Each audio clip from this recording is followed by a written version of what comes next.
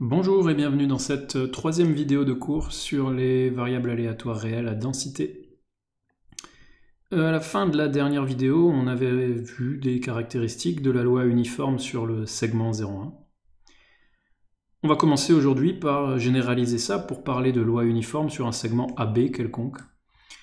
Alors on va reprendre les bonnes habitudes, ce qu'on faisait déjà sur les variables uniformes sur un ensemble fini. On va faire ça très facilement par un changement de variable. Alors avant ça, je vous donne quand même la définition. On prend A et B des réels, on dit que x suit la loi uniforme sur le segment AB, qu'on note comme ça, si, et bien encore une fois, je définis cette loi par sa densité. La densité est la suivante. 1 sur B-A entre A et B, et 0 ailleurs. Donc si on veut écrire ça avec une indicatrice, on peut, c'est 1 sur B-A,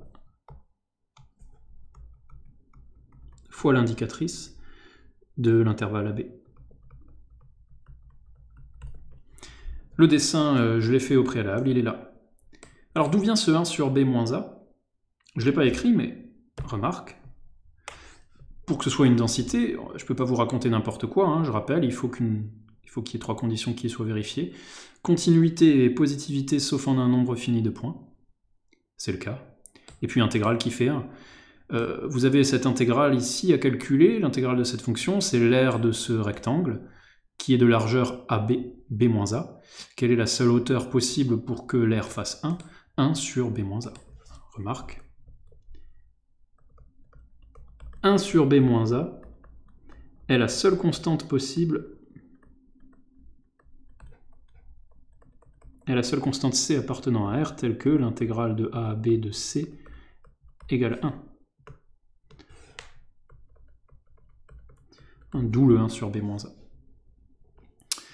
On va étudier cette variable, alors comme je viens de le dire, on va le faire le plus simplement possible, on ne va pas tout réinventer, on va se ramener à l'uniforme sur 0,1.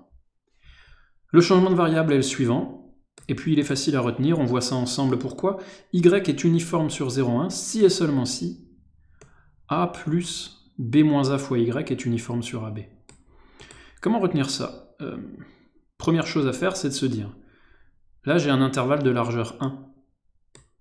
Là, j'ai un intervalle de largeur B-A. Pour passer de l'un à l'autre, il va bien falloir que je multiplie ma variable par B-A. Si je regarde B-A fois Y, j'ai donc une variable qui prend ses valeurs dans un intervalle de largeur B-A, mais le problème, c'est que cet intervalle, c'est 0 B-A. Donc il suffit de rajouter A pour avoir A, B. Donc, moyen clair de retenir ce changement. Preuve, ce n'est qu'une intuition maintenant, il faut le prouver. De gauche à droite, alors c'est deux choses tout à fait similaires, hein. On passe de Y à Z par un changement affine, on passe de Z à Y par le changement affine inverse. Je vais expliquer que le sens de gauche à droite, et puis je vous laisserai faire les détails pour relire vous-même les détails pour le sens de droite à gauche. Alors, de gauche à droite, je dis, je prends Y uniforme sur le segment 0,1 et je dois montrer que cette transformation est uniforme sur le segment AB. Déjà, qu'elle soit à densité, c'est un théorème. C'est notre théorème. Alors, je reviens sur ce qu'on a fait la dernière fois. Voilà le théorème. Une transformation affine d'une variable à densité est à densité à condition que le coefficient directeur de votre fonction affine soit non nul. Mais c'est le cas, c'est B-A ici. Donc c'est bon. Et puis la densité, pardon, une formule pour la densité, pour une densité, la voilà. Donc on applique ça. On applique ça ici. Alors attention, ce qui s'appelle AX plus B dans la proposition que je viens de montrer, ici, ce qui s'appelait A avant s'appelle B-A maintenant, hein, et B c'est A. Donc faites attention à bien vérifier que j'applique ça correctement. En tout cas, B-A étant non nul, c'est-à-dire ce coef étant non nul, la variable est à densité, et en voilà une densité. Il reste à vérifier que ça, c'est pareil que ça. Donc on y va. Fy, c'est quoi? Je sais que Fy, c'est une densité de la variable uniforme sur 0,1, donc c'est l'indicatrice de 0,1. Donc je me demande, ce machin fait 0 ou 1. Quand est-ce qu'il fait 1? Eh bien, quand son argument, x-a sur b-a, lui-même appartient à 0,1. Donc je me pose la question suivante. Quand est-ce que x moins a sur b moins a appartient à 0,1 ? Vous faites le calcul et vous voyez que ça fait juste x appartient à AB. Moralité, ma densité ici, c'est 1 sur b moins a fois 1, donc 1 sur b moins a, précisément quand t est entre a et b et 0 sinon. Donc on retrouve bien ce qui est écrit ici. Ça fonctionne. Dans l'autre sens, eh bien c'est exactement pareil. Il y a juste à faire le changement affine dans l'autre sens. Je vous laisse le vérifier. On passe à la fonction de répartition de l'uniforme sur AB. Alors voilà la formule. Plutôt que de retenir la formule, je vous suggère de retenir le dessin parce qu'il est très simple. Voilà l'idée. C'est exactement ce qui s'est passé, je le remonte et je vous le montre ici. Ici, pour la 0,1, on est nul avant 0, constant à 1 après 1, et puis on relie les deux de manière affine. Bon, on va faire pareil. On est nul avant A. Donc, rajoutez ce dessin à côté, sur vos notes.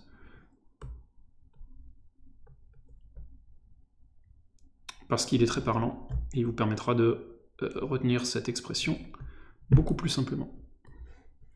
On va mettre A ici, et puis B ici. Donc on est nul avant A.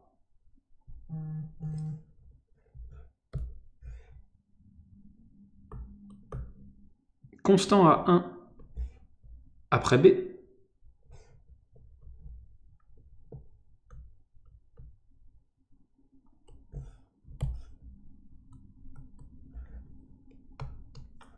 Et puis, entre les deux, j'ai pas le choix, je relie de manière affine. Bien sûr, je suis en train de vous le dire, mais il va falloir le prouver. Je relie de manière affine, alors j'essaye de faire ça proprement avec ma règle numérique. C'est pas mal. Ok. Donc, ici j'ai y égale fx de petit x. Voilà l'expression. Ce x moins a sur b moins a, c'est ce qui vous donne ce segment de droite ici, en termes de graphe. Démonstration, alors à vous de le faire, je vous le laisse en exercice, il va falloir prouver ça. Inspirez-vous quand même de ce qui a été fait dans la preuve précédente, ou tout simplement marchez par changement de variable. Vous dites que x peut s'écrire a plus b moins a fois y avec y uniforme entre 0 et 1. Et vous vous ramenez à la fonction de répartition de y. On corrigera ça lundi dans la séance en live. Et enfin, troisième caractéristique intéressante de cette loi, son espérance, c'est a plus b sur 2, encore une fois. Moyenne des bornes. Facile à retenir, et puis c'est intuitif. Vous imaginez Scilab qui joue aux fléchettes entre A et B. Aucune zone de l'intervalle AB n'est privilégiée. Le seul résultat moyen qui paraît crédible, c'est le milieu de AB. A plus B sur 2. Exercice. On a fait le calcul de l'espérance dans le cas 0,1. On peut passer au cas 0,1 par transformation affine, et on sait traiter les transformations affines de l'espérance. Donc on a tous les ingrédients en tête pour faire ça très rapidement. Pareil, on corrigera lors de la séance en live, mais faites-le. Et bien voilà tout ce qu'il faut savoir pour les lois uniformes. On peut donc passer à un nouveau type de loi, les lois exponentielles. Alors on va réitérer un peu le même schéma de pensée. On va commencer par une loi exponentielle particulière, on va dire de paramètre 1.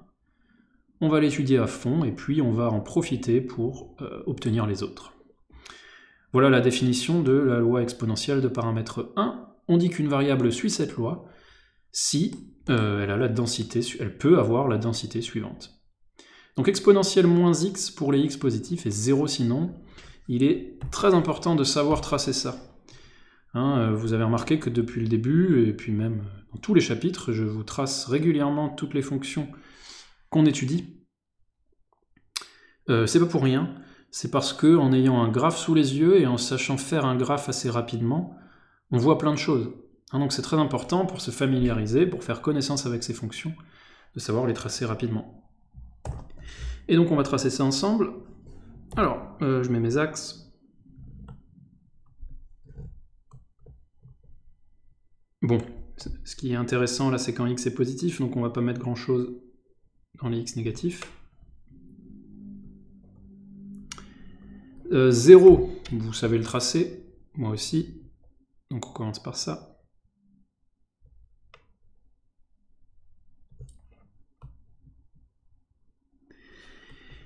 Et puis exponentielle moins x donne exponentielle moins x. Bah vous savez, ou alors vous devez savoir tracer x donne exponentielle x. Bah vous n'avez qu'à le symétriser par rapport à l'axe des ordonnées. Hein. Donc le graphe qu'on aurait fait pour exponentielle par ici, que je suis en train de simuler avec mon curseur, on le prend et puis on le symétrise par rapport à l'axe des ordonnées. Ça nous fait quelque chose qui a cette allure, alors on fait ça proprement. Hop, ça part d'ici à la valeur 1, quand x égale 0, et puis ça décroît vers 0, comme ça. Y égale grand fx de petit x. Encore une fois, vérifions que je vous raconte pas n'importe quoi. J'aurais pu ici mettre moins x carré, x donne moins x carré, et ça aurait été n'importe quoi, ça n'aurait pas été une densité, et cette définition aurait été insensée. Donc, ne me faites pas confiance, et vérifiez. Est-ce que c'est une fonction continue et positive, sauf en un éventuel nombre fini de points? Clairement. Continue sur moins l'infini 0, 0 plus l'infini. D'une part constante, d'autre part exponentielle, il n'y a pas de problème. Discontinuité en 0, mais on s'en moque. Positive, c'est très clair. Est-ce que l'intégrale fait 1? Bah oui. Alors, miracle, l'intégrale de moins l'infini à plus l'infini de fx de petit x, c'est l'intégrale de 0 à plus l'infini, parce que de moins l'infini à 0, elle fait 0. Mais de 0 à plus l'infini, c'est exponentielle moins x dx, et ça fait quoi? Ça fait 1 sur 1, c'est-à-dire 1. C'est précisément ce qu'on avait appelé loi exponentielle dans notre chapitre d'intégrale impropre. Voilà pourquoi on l'avait appelé loi exponentielle. Parce que c'est l'intégrale associée à la loi exponentielle. Donc on savait déjà tout ça, il n'y a pas de problème, on a bien, je vous raconte pas n'importe quoi, on a bien une densité d'une certaine variable. Petite remarque d'ailleurs, au vu de cette densité, il apparaît que x est presque sûrement à valeur positive. Pourquoi? Parce que partout ici, la densité c'est 0. Donc quand vous voulez des probas dans les négatifs, vous allez intégrer 0. Proba que x soit négatif, c'est l'intégrale de moins l'infini à 0 de fx de petit x dx, c'est 0. Fonction de répartition. Alors, je vous donne le résultat, on fait la démo et ensuite le dessin. Je rappelle le lien entre fonction de répartition et densité. Une fois que vous avez une densité, pour obtenir la répartition, vous intégrez de moins l'infini à x. Donc, on se concentre sur cette preuve. Encore une fois, elle est très courte, mais extrêmement importante. Il y a plein de moyens de se planter là-dedans, il faut faire très attention. Pourquoi? Parce que la densité est définie en deux morceaux. Donc, quand vous intégrez de moins l'infini à x, est-ce que x est par là? Ou est-ce qu'il est dans le deuxième morceau? Selon ces deux cas, il va falloir, ou pas, découper les intégrales. Donc je rappelle ce qu'on fait. Premier cas, x négatif. Quand vous intégrez de moins l'infini à x, il n'y a pas de problème. Vous intégrez de moins l'infini à x, c'est très simple. Ça fait 0. Et dans le deuxième cas, x positif, eh bien il va falloir déjà intégrer de moins l'infini à 0, une certaine expression, mais là ça change l'expression de la densité, donc il va falloir couper l'intégrale à 0. Cette partie elle est facile, et puis cette partie on l'intègre à la main entre 0 et x. C'est ce que je fais ici. Si x négatif, j'intègre de moins l'infini à x 0, puisque jusque là, je suis dans le 0. Ça fait 0. Et si x est positif, eh bien toute cette partie c'est 0. Moins l'infini à 0, j'intègre 0. plus de 0 à x, j'intègre exponentielle moins t. Ce qu'on sait primitiver, bien sûr, en moins exponentielle moins t, entre 0 et x, ça me fait 1 moins exponentielle moins x. Voilà pour la formule, du coup, et traçons ça. Alors encore une fois, c'est quelque chose qu'il faut savoir tracer assez rapidement. C'est important de savoir tracer toutes ces fonctions de base.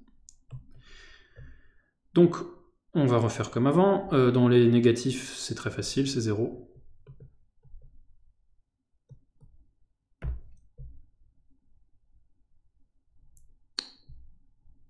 On place cette constante nulle. Et puis, comment dessiner le graphe de x donne 1 moins exponentielle moins x? Eh bien, le graphe de exponentielle moins x, on vient de le faire, on sait faire. Comment vous faites moins ça déjà? Moins exponentielle moins x. Bah, vous symétrisez par rapport à l'axe des abscisses. Donc, je place ma règle ici, hop, miroir, on va avoir quelque chose, alors je le simule avec mon curseur, quelque chose comme ça. Mais n'oubliez pas que je dois rajouter 1. Donc je décale tout ça de 1. Alors, pour bien vous montrer le mouvement en question, je vais faire exprès de juste le symétriser, puis de le glisser de 1. Donc je le symétrise, donc ça commencerait à moins 1. Alors attention, c'est faux, hein, ça ne va pas commencer à moins 1. Quelque chose comme ça. Mais, ça c'est juste x donne moins exponentielle moins x. Donc je vais le glisser, enfin, rajouter 1. Comment je rajoute 1? Ben, je translate de 1. Donc j'ai quelque chose comme ça. Hop. Qui tend manifestement vers 1, quand x tend vers l'infini. C'est une fonction de répartition, c'est normal. Elle ne pourrait pas tendre vers autre chose. Hein. Voilà pour ce graphe. Donc à avoir en tête, à savoir refaire, au-delà de juste retenir cette expression. Je vais essayer de la faire tendre vers 1. Voilà. Ok. Espérance, pour terminer. Pas de variance pour nous encore en première année, mais regardons l'espérance. Alors, si x suit une loi exponentielle de paramètre 1, elle admet une espérance qui est égale à 1. Définition de l'espérance, je le rappelle, on étudie la convergence. Alors j'aurais dû rajouter absolu, mais je vous l'avais déjà dit en remarque, en fait ça revient au même que la convergence tout court dans le cadre précis des variables à densité. Mais mettons quand même absolu pour prendre l'habitude de ne pas oublier ce absolu dans les autres contextes. Convergence absolue de cette intégrale. De toute manière, ça ne va pas changer grand-chose, puisque 2 moins l'infini à 0, c'est 0. Et de 0 à l'infini, bah, c'est une intégrale impropre, mais d'une fonction positive. On peut la calculer. On pose un a positif, on intègre de 0 à a, ça nous fait l'intégrale de 0 à a de t exponentielle moins t, ce qu'on a déjà fait de nombreuses fois par intégration par partie. Donc ces 3 petits points, c'est une intégration par partie que je vous laisse faire, rédiger proprement, justifier que votre u et v sont C1, vous obtenez ça, ça tend bien vers 1. Au final, l'intégrale converge absolument et vaut 1. Voilà, alors, on a tout dit, tout ce qui nous concernait en première année sur la loi exponentielle de paramètre 1. Créons maintenant de nouvelles lois à partir de celle-là. Pas vraiment à partir de celle-là, mais créons toute une nouvelle gamme de lois qui vont se ramener à celle-là. Loi exponentielle de paramètre lambda strictement positif. Donc, une variable suit une telle loi si sa densité peut être donnée par la formule suivante. 0 dans les négatifs, ça ne change pas. Lambda exponentielle moins x pour les x positifs. Bon, pour les mêmes raisons que E de 1, c'est bien une densité, je vous laisse le vérifier, ce sera la loi exponentielle de paramètre lambda, pour l'intégrale. Positive et continue, en dehors de 0, pour les mêmes raisons. Et puis de même, x est presque sûrement à valeur positive, puisque sa densité est nulle sur R-. Donc je ne réexplique pas. Le dessin est similaire, c'est juste des histoires de changement d'échelle. Et pour les mêmes raisons que epsilon de 1, c'est bien une densité, alors pardon, ça c'est ce que je viens de dire, et comme pour les uniformes, on peut passer de la loi de paramètre 1 à la loi de paramètre lambda strictement positif par un simple changement de variable qui ici est affine et même linéaire. Vous divisez par le paramètre, tout simplement. Donc, plus précisément, y suit une loi exponentielle de paramètre 1, si et seulement si y sur lambda suit une loi exponentielle de paramètre lambda. Démonstration, c'est un exercice, à vous d'adapter celle des lois uniformes. Transformation affine, on a un théorème là-dessus, vous l'appliquez. Le coef est non nul, il n'y a pas de problème. Vous passez des formules concernant une densité ici à celle ici, et réciproquement, vous vérifiez que tout colle. Ce sera immédiat, ce sera même plus rapide qu'avec les uniformes. Et on continue sur les caractéristiques. Fonction de répartition, la voilà. 0 dans les négatifs, et puis 1 moins exponentielle, moins lambda x. Encore une fois, ça tend bien vers 0 en moins l'infini, vers 1 en plus l'infini. Comment trouver ça rapidement sans tout refaire? Eh bien, tirons profit du changement de variable qu'on vient de voir. Tirons profit de la transformation qu'on vient de voir. On pose z égale lambda x. Je pars d'une loi de paramètre lambda, donc je la multiplie. Je multiplie par lambda là-dedans, donc je pose z égale lambda x. Eh bien, z suit une loi exponentielle de paramètre 1 par la proposition précédente. Je vais regarder sa fonction de répartition, ax. La proba que grand X soit plus petit que petit x, c'est donc la proba que z sur lambda soit plus petit que petit x. Je multiplie par lambda, qui est positif, et qui ne change pas le sens de mon inégalité. Donc là, la justification, c'est lambda est positif. Et j'obtiens fz de lambda x. Mais fz, c'est tout simple. On venait de la calculer. Alors la fonction de répartition d'une loi exponentielle de paramètre 1 est ici. Donc vous n'avez qu'à remplacer x par lambda x, c'est tout. D'où le fait que, ici, on ait seulement la même chose qu'avant, avec x remplacé par lambda x. L'espérance, eh bien, c'est immédiat. En appliquant notre transformation affine, on pose z égale lambda x, qui suit une loi exponentielle de paramètre 1. Par le cours, on sait que cette nouvelle loi admet une espérance égale à 1, on vient de le voir, et bien par transformation affine, je reviens sur e de x en vous disant que c'est e de z sur lambda, donc 1 sur lambda fois e de z, donc 1 sur lambda. À retenir, à mettre toutes ces caractéristiques et les définitions des lois dans votre fiche de loi.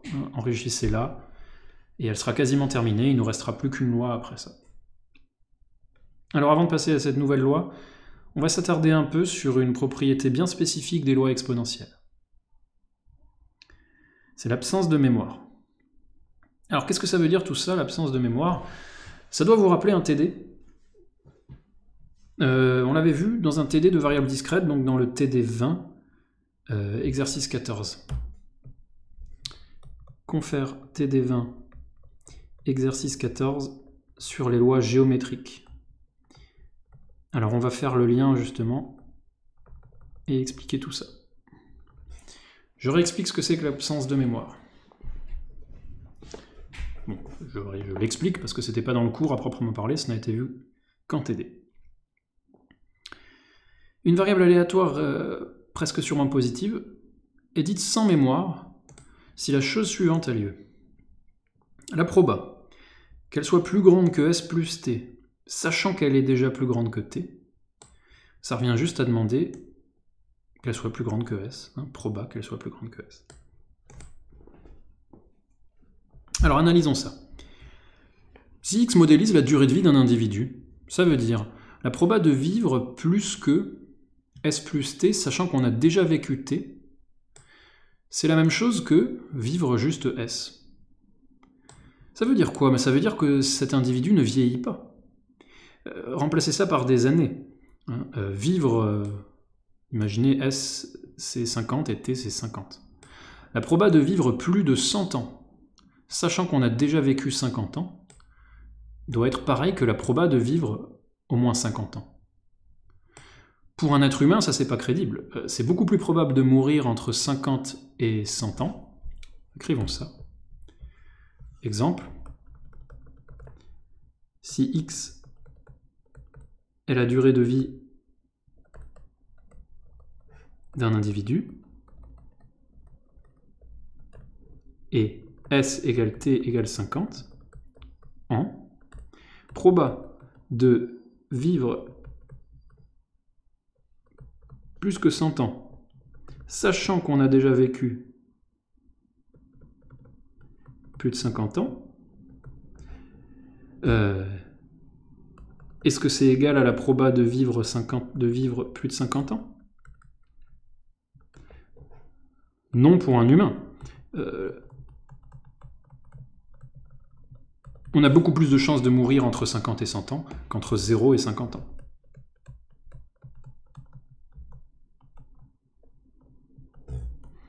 On a beaucoup plus de chances de mourir entre 50 et 100 ans qu'entre 0 et 50. Donc, clairement, par exemple, la durée de vie d'un être humain n'est pas une loi sans mémoire. Mais quelque chose qui vieillit pas. Pourquoi un être humain a plus de chances de mourir entre 50 et 100 ans qu'entre 0 et 50? Parce qu'il vieillit.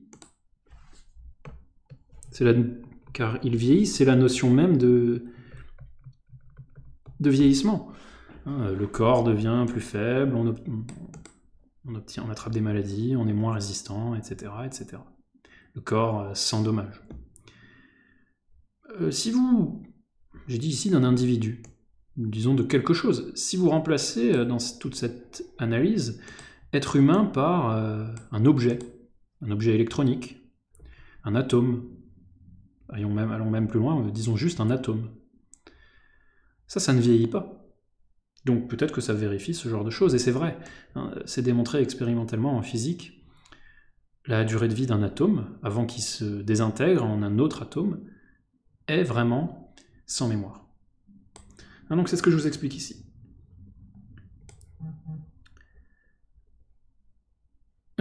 C'est plus ou moins ce qui se passe pour des atomes avant leur désintégration, mais bien sûr c'est faux pour des humains. Alors on avait vu dans notre TD que pour les variables discrètes, les variables sans mémoire, c'était que les lois géométriques. Une variable discrète était sans mémoire si et seulement si elle était géométrique. Ce qu'on va montrer ici, c'est qu'une variable densité est sans mémoire si et seulement si elle est exponentielle. C'est pour ça que les lois exponentielles sont importantes, c'est les lois sans mémoire. Moralité, la durée de vie d'un atome, par exemple, est une loi exponentielle. C'est pour ça, suit une loi exponentielle. Ça peut vous rappeler peut-être des vieux souvenirs de physique, alors vous n'aimez pas forcément la physique, mais vous avez fait certainement des graphes comme ça qui représentent la durée de vie ou demi-vie d'un atome. C'était avec des exponentielles. Donc, caractérisation de la loi exponentielle par l'absence de mémoire. Si x suit une loi exponentielle, alors elle est sans mémoire. Et plus intéressant encore, réciproquement, si une variable est à densité presque surimpositive et sans mémoire, eh bien c'est une loi exponentielle d'un certain paramètre. Donc c'est quand même quelque chose de fort, ça veut dire que l'absence de mémoire, il n'y a pas grand-chose qui le vérifie, il n'y a que les lois exponentielles, sous quelques conditions supplémentaires. Preuve, dans le sens direct. Donc prouvons qu'une loi exponentielle est sans mémoire.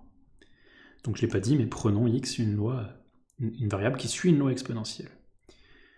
Pour tout x positif, on a, eh bien je vais essayer de vérifier cette formule.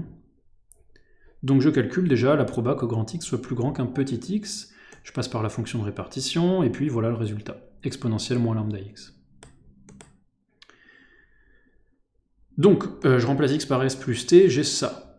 Mais il s'avère que c'est aussi, et ça c'est une propriété de l'exponentielle, exponentielle moins lambda s fois exponentielle moins lambda t. Donc c'est la proba que x soit plus grand que s fois la proba que x soit plus grand que t. Et donc, quand je divise par la proba que x soit plus grand que t, pour avoir la proba conditionnelle, bah, j'ai bien mon résultat. Ça marche. Remarque importante, qu'est-ce qui fait que ça va marcher? C'est cette propriété de l'exponentielle. Hein, si j'avais pas eu une exponentielle ici, si j'avais eu une autre fonction, ça n'aurait pas si bien marché. Donc ce qui fait que ça se passe bien ici, c'est une propriété de l'exponentielle. Si vous allez voir dans le TD20, pourquoi ça se passait bien en discret avec les lois géométriques, c'était une propriété des puissances. La même propriété.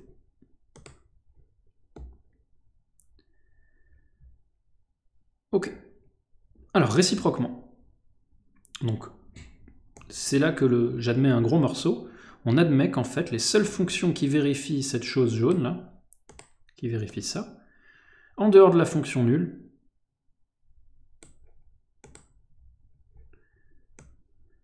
sont les exponentielles comme ça.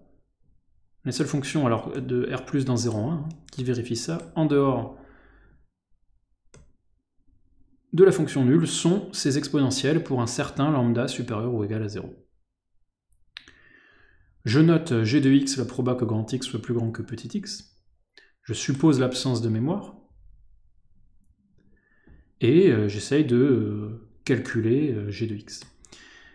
Mais par absence de mémoire, justement, ça veut dire que cette fonction vérifie cette relation. Hein, donc ma fonction g ici ne peut être que la fonction nulle ou une exponentielle comme ça.